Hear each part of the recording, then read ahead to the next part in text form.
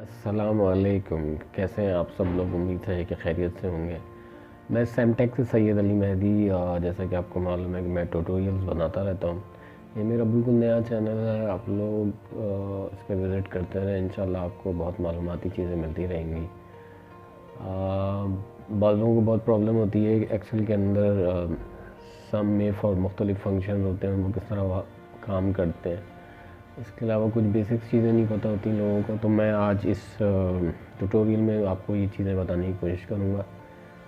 इससे पहले अगर आपने मेरा चैनल सब्सक्राइब नहीं किया है तो सब्सक्राइब कर लें और बेल आइकन को दबा दें ताकि आपको आइंदा आने वाली मालूमाती वीडियोस मिल सकें। तो चलिए आइए कंप्यूटर स्क्रीन की तरफ चलते हैं। चलिए हम अपनी कंप्यूटर स्क्रीन के ऊपर आ गए। अब हम अपना लेसन स्टार्ट करते हैं।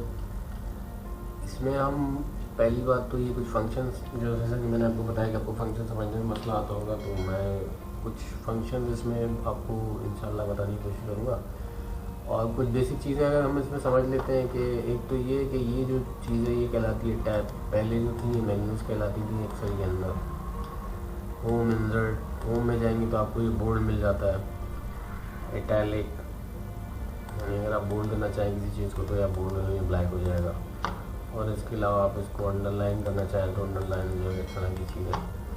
ऑक्यूलस इसमें ये है कि आप इसको अगर ये देखें राइट साइड पे करना, लेफ़्ट साइड पे करना चाह रहे हैं, लेफ़्ट साइड पे चला जाएगा, ये सेंटर हो जाएगा, इस तरह ये लेफ़्ट साइड पे चला जाएगा। इसी तरह आप इसमें मज़ीद बहुत सारी चीज़ें, आप इसमें डॉलर का साइन देना चाहते हैं तो ये डॉलर का साइन दे देंगे।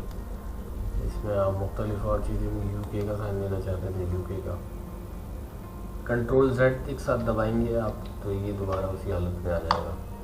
इसके अलावा इसमें नीचे आप राइट हैंड साइड पे देख रहे हैं प्लस माइनस का बटन है, तो इसको अगर आप इस तरह ये छोटा होगा, माइनस का बटन दबाएंगे, प्लस का बटन दबाएंगे तो ये बड़ा हो जाएगा। और कंट्रोल वाइज से आप रीडू कर सकते हैं, कंट्रोल Z से जो है वो अनडू कर सकते हैं ये जो आपने किया था। जैसे कि मैं अगर ये 100 के ऊपर मैंने 1000 के ऊपर मैंने इसको अंडरलाइन किया था, यानी यू का जो बटन है ये वाला दबाया था, ये वाला बटन, तो मैं उसको कंट्रोल Z करता हूँ तो ये वापस अपनी उसी कैफियत में आ जाएगा। अब ये छोटा बड़ा कर रहा था तो ये देखिए दोबारा उसी कंडीशन में वापस आ जाएगा अपनी। ये कंट्रोल Z से मैं रीडू कर कंट्रोल वाई करूँगा तो कंट्रोल वाई से ही देखिए दोबारा निशान आ गया, कंट्रोल Z किया तो ये गायब हो गया। तो ये छोटी छोटी चीज़ें जितना आप इसके अंदर अपनी तरफ से कोशिश करेंगे तो ज़्यादा सीखेंगे। इस तरह इसमें इंसर्ट कर सकते हैं आप मुख्तलिफ चीज़ें को, बार है, कॉलम है, शेप्स है डिफरेंट। और छोटा सा इंट्रोडक्शन है, इंशाल्लाह मज़ीद लेसन बनाऊंगा आपको इंटरनेट पर और भी बहुत सारे लेसन मिल जाएंगे इन चीज़ों के हवाले से। फार्मूला फंक्शन में फंक्शन यही है जो मैं आपको सिखाने जा रहा हूँ। कुछ बेसिक चीज़ें थी, स्टाइल कहलाता है, मैंने बताया था। ये कॉलम है, ये रॉज है इसके अंदर, ठीक है। और ये फाइल में अगर आप जाते हैं तो अगर आप सेव करना है तो आप सेव करते हैं, इसको कंट्रोल सेव एस करेंगे। सेव एस करेंगे तो आप नई फाइल के नाम से इसको सेव कर सकते हैं फाइल को। कंट्रोल एन करेंगे तो ये न्यू फाइल मिल जाएगी। कंट्रोल एन अगर आप करेंगे इसमें से आपको क्या चाहिए, क्या जो कुछ भी बनाना है आप उस पर क्लिक कर दें। सिर्फ ब्लैंक चाहिए तो ब्लैंक वर्कबुक पे क्लिक कर दें तो ये ब्लैंक वर्कबुक बन जाएगी, ठीक है जी। तो अब हम दोबारा वही वापस आते हैं, उसको हम कर देते हैं सेव, जो भी सेव। तो हम स्टार्ट करते हैं जो फंक्शन मैं आपको सिखाने की कोशिश करता हूँ। पहले जो फंक्शन है वो बेसिकली अकाउंट रिकन्सिलिएशन जो होता है बैंक स्टेटमेंट वगैरह में इस्तेमाल होता है। यहाँ कुछ मैंने वैल्यूज़ लिखी हैं कि जी ये फ़र्ज़ करें ये आपके पास बैंक स्टेटमेंट है, ये साइड जो बैंक स्टेटमेंट की है, और जबकि ये साइड जो है ये आपका अकाउंट डिपार्टमेंट ने आपको दी है कि भाई ये खर्चे हुए, ये ट्रांजेक्शन हुई इस महीने में। तो हम इसके लिए एक फ़ंक्शन यूज़ करते हैं, इसका नाम होता है मैच। मैच के नाम से ये फंक्शन होता है। तो मैच के फंक्शन में क्या होता है कि जी सबसे पहले तो मैं इसको डिलीट करता हूँ, मैंने इसको डिलीट किया। अब मैच में होता क्या है, कुछ नहीं कि सबसे पहले जो फंक्शन में चीज़ इस्तेमाल होती है वो इक्वल टू का निशान होती है। इक्वल टू करके आप लिखेंगे मैच, MATCH, मैच के बाद आप डालेंगे ब्रैकेट। ब्रैकेट में भी पूछ रहा है लुकअप वैल्यू क्या है। लुकअप वैल्यू जो है यानी कि हम ये वाली साइड है, ये वाली साइड इसको मैच करा रहे हैं इससे, तो हम इसको देंगे जी लुकअप वैल्यू जो है वो ये है। यहाँ हम लेफ्ट हैंड एरो जो नीचे हम हाथ से यूज़ करते हैं कीबोर्ड पे, उस पर उसके बाद हम कॉमा दबाएंगे। अब ये पूछ रहे हैं कि लुकअप एरे क्या है। एरे जो है वो क्या है जी, एरे ये है। इस एरे के अंदर देखें ये डेटा है, इसको उससे मैं इसके अंदर जाके ये वैल्यू चेक करें कि इसमें है लेफ्ट हैंड पे या नहीं। उसके बाद फिर हम कॉमा देंगे। मैच टैग भी पूछ रहा है कि जी लेस देन, ग्रेटर देन और एग्जैक्ट मैच। हम कहेंगे एग्जैक्ट मैच, ये 1 लिखा हुआ है इसमें, 1 लेस देन होगा 0, एग्जैक्ट मैच यानी बिल्कुल मिले। 1000 है तो बताओ, 1000 नहीं है तो एनी कर दो, यानी कि नॉट अवेलेबल। और ग्रेटर देन का मतलब 1 है, तो हम इस पर एग्जैक्ट मैच पे इसको ओके कर देंगे, यानी कि 0 दे देंगे इसको। उसके बाद ब्रैकेट को क्लोज कर देंगे। ब्रैकेट को हमने जब क्लोज किया तो उसने दे दिया हमें 1, क्योंकि ये इससे मैच हो गया 1000 और 1000। अब हम सिंपली इसके पास लाके या तो कंट्रोल C कंट्रोल Y करके नीचे कंट्रोल C करेंगे। उसके बाद इसको सारे को सेलेक्ट करने के बाद हम उसको जो है इंटर दबा देंगे, तो ये हमें दे देगा जो मैच हो रहा होगा। यानी ये यहाँ की वैल्यूज़ इससे ये 1000 मैच हो रहा है, तो उसने बता दिया 1 हाँ है, 8000 भी है, 7000 भी है, 9000 भी है, 1000 भी है, 5000 भी है। अब ये बता रहे हैं कि यहाँ आप 200 आपने लिखा है, ये वैल्यू यहाँ नहीं है, यहाँ 2000 है। तो अब आप इसको करेक्ट कर लें, ठीक है। फिर आप चेक करेंगे अपने पास अकाउंट्स में कि जी ये क्या वैल्यू है। इसी तरह आप ये वैल्यू भी नहीं है, वो कह रहा है एन ए नॉट अवेलेबल। फिर यहाँ आपने कुछ वैल्यू नहीं लिखी है, 2 इजाफी वैल्यू है। अब इसमें अगर आप 2000 लिख लेते हैं अपने पास कि भाई 2000 में लिखना भूल गया था, या 29 से हटेंगे तो इसको ओके कर देगा। और इसका दूसरा तरीका ये है कि जनाब अली आप जो है सिंपल, जब आपने एक दफ़ा फार्मूला लिख लिया क्या is equal to match bracket B2 ये है, सेल नंबर B2 ये है। B2 को क्या करो, मैच कॉमा मैच कराओ, किससे, इन वैल्यूज से मैच कराओ। उसके बाद क्या करो, उसके बाद ये करो यहाँ से लेके A2 से लेके A13 तक मैच कराओ। उसके बाद यहाँ फिर कॉमा 0 लिखेंगे आप, यानी एग्जैक्ट मैच कराओ और ब्रैकेट को क्लोज कर देंगे।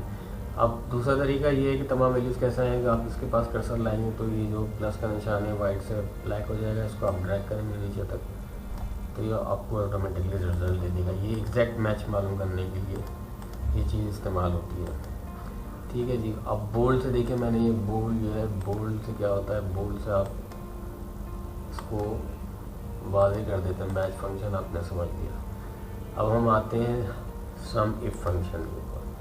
सम इफ फंक्शन क्या करता है, सम इफ फंक्शन जो है ये लिस्ट के अंदर से हमें ये बता देता है कि कोई लिस्ट बनी हुई आपके पास कि आपकी दुकान है, उसमें TV, radio, laptop, cell phone वगैरह पड़े हुए हैं। तो आपको ये मालूम करना है, हज़ारों बहुत सारे हैं, आपको ये मालूम करना है कि टीवी कितने फ़रोख्त हुआ है, रेडियो कितने फ़रोख्त हुआ है।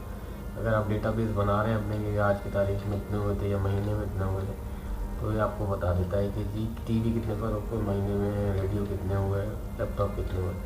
इसमें क्या करना होता है कि जी आपको अगेन वही कि पहले आप, तो अगले फंक्शन जैसे मैं आपको बताना चाह रहा था कि ये बताना चाह रहा हूँ कि ये जो है ये है सम इफ का फंक्शन। सम इफ का फंक्शन बहुत आसान है, इतना मुश्किल नहीं है। सम इफ लिखेंगे आप, ये आपको दे देगा। उसके बाद आप ब्रैकेट लगाएंगे, ब्रैकेट लगाने के बाद ये पूछेगा रेंज क्या, तो रेंज में आप यहाँ ये आपकी प्रोडक्ट्स के नाम लिखे हुए TV, radio, laptop, cellphone, tablet, आपने इसकी रेंज, इसको की रेंज दे दी।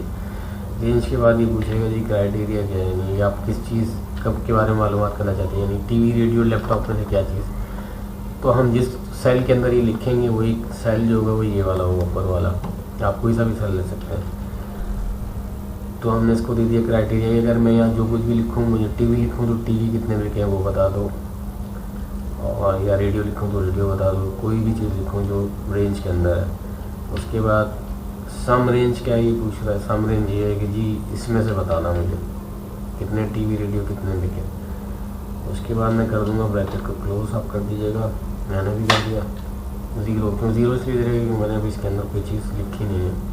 अब मैं इसमें जैसे ही टैबलेट लिखता हूँ ये मुझे रिजल्ट दे देगा, लेकिन 56 के नीचे लिखा हुआ। इसी तरह अगर मैं इसके अंदर मज़ीद कुछ लिखता हूँ कि मैं क्या बताना मालूम करना चाहता हूँ, मैं किसी को बताना चाहता हूँ कि भाई सेल फ़ोन कितने बिके, तो सेल फ़ोन बिके 214। ये सिंपल फार्मूला है, ठीक है जी। अब आ जाते हैं काउंटिव। काउंटिव भी एक सिंपल सा फंक्शन है। अब यहाँ पे ये बताएगा कि जी ये लिस्ट ऑफ नेम्स हैं, इसमें इस लिस्ट ऑफ नेम्स के अंदर